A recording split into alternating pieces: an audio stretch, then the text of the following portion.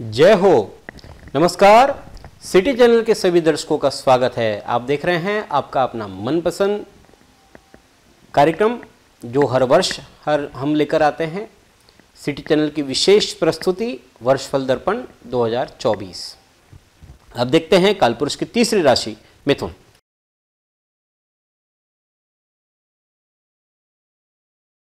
कालपुरुष की तीसरी राशि मिथुन है। मिथुन राशि ये बुध ग्रह के स्वामित्व की राशि है। मिथुन राशि द्वि स्वभाव और वायु तत्व की राशि है। मिथुन जातक बुद्धिमान और बातचीत में कुशल होते हैं। व्यक्तित्व परखने की कला से इनका फ्रेंड सर्कल और जान पहचान का दायरा बड़ा होता है। कठिन परिस्थितियों में भी अपनी बुद्धि कौशल से रास्ता खोज लेते हैं। जिज्ञासु प्रवृत्ति के होते हैं। हर नई तकनीक जल्द से जल्द सीख लेते हैं। इनका प्रेजेंटेशन बढ़िया होता है जिससे ये आकर्षक लगते हैं। आत्मविश्वासी दिखलाई देते हैं। चतुर भी होते हैं और अपने कार्य को ये येन केन प्रकारेण पूरा कर लेते हैं। इन्हें आता है। सुख वैभव में ये रहते हैं। अपने रहन सहन के स्तर को भव्यता पर विशेष ध्यान देते हैं। आमतौर पर किसी एक क्षेत्र में ये टिकते नहीं हैं। कई प्रकार के कार्य करते रहते हैं। तकनीकी, व्यवसाय और धन व्यवहार वाले कार्यों में सफलता प्राप्त करते हैं। ये बहुत अच्छे सलाहकार होते हैं। खुद के पैसों का उपयोग बहुत हिसाब से करते हैं। हाथ उसमें उनमें मुट्ठी इनकी बंदी होती है, लेकिन दूसरे का पैसा है तो उसमें उड़ाते हैं। मिथुन जातकों के लिए गोचरी स्थिति की बात करते हैं तो गुरु वर्ष के प्रारंभ से लेकर के 1 मई तक मेष राशि में आय स्थान में रहेंगे इनके लिए, और 1 मई से वर्ष के अंत तक द्वादश भाव में गुरु का गोचर हो जाएगा।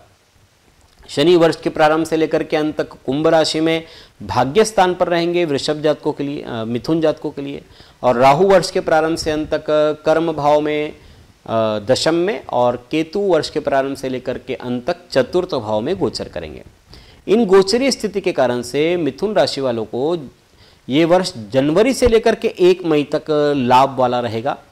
बुद्धि को स्थिर रखे। इस समय कार्यालय में पदोन्नति, व्यापार में वृद्धि, यहाँ तक कि व्यवसायिक क्षेत्र में और उच्च अधिकारी का पद प्राप्त हो सकता है। सामाजिक दृष्टि से भी यह समय अच्छा है क्योंकि आपको समाज में प्रतिष्ठा और धार्मिक कृत्यों में आपकी रुचि बढ़ेगी।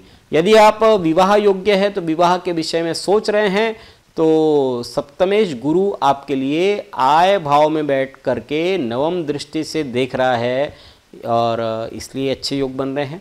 देवगुरु बृहस्पति की सीधी दृष्टि पंचम भाव पर है। इस कारण से वैवाहिक दाम्पत्य जीवन में भी नए परिवार, नए सदस्य के आने की आशा हो सकती है।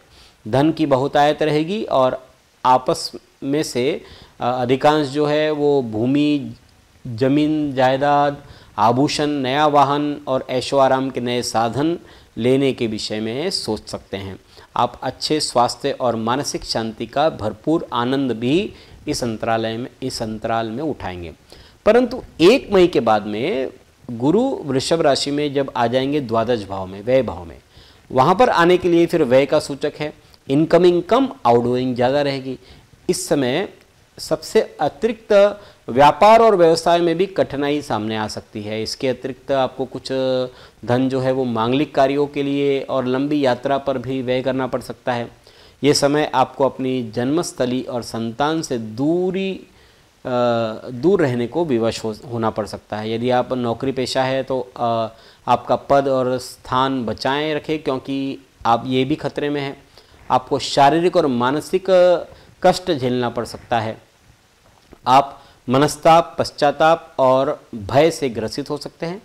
ऐसा कोई कार्य न करें जिससे जीवन जोखिम में पड़ जाए। इस दौरान आपके भटक जाने और ऐसा व्यवहार करने का खतरा हो सकता है जो आपके लिए सामान्य नहीं है।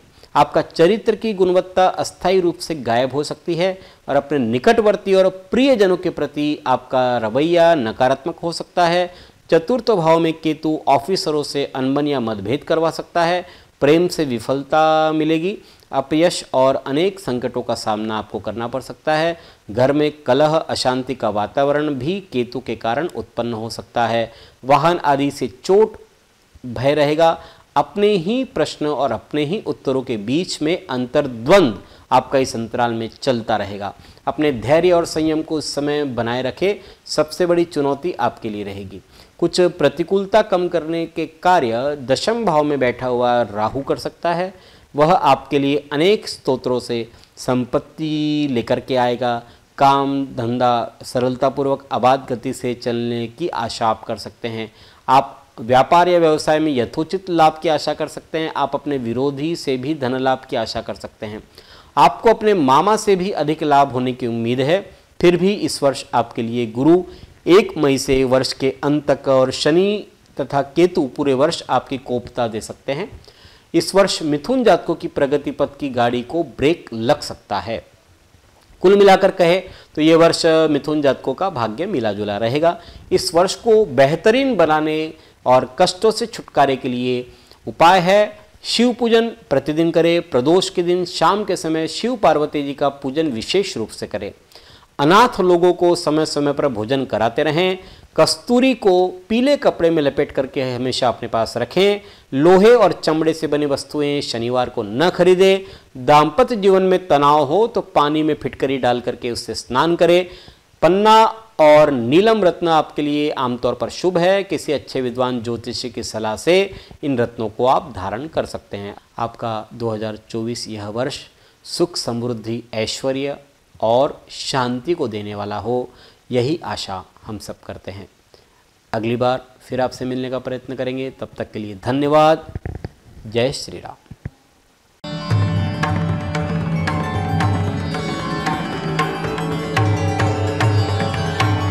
पिछले 20 वर्षों से अपने ज्ञान से हजारों दर्शकों का मार्गदर्शन और समस्या निराकरण करने वाले आपके अपने पंडित सुदर्शन शर्मा शास्त्री जी से आप व्यक्तिगत समाधान पा सकते हैं। कंप्यूटर कुंडली ज्योतिष मार्गदर्शन, वास्तु विजिट, रत्न उपरत्न श्रीमद् भागवत कथा के लिए संपर्क करें पंडित सुदर्शन ओम प्रकाश शर्मा, ओम ज्योतिष कार्यालय, न्यू राधा किशन प्लॉट, महसूल भवन के पास, Akola. Phone number 0724244072, mobile number 9422860311, 9822227765। जो दर्शक व्यक्तिगत नहीं मिल सकते वे वेबसाइट के माध्यम से भी जुड़ सकते हैं। वेब एड्रेस है www.panditsudarshan.com।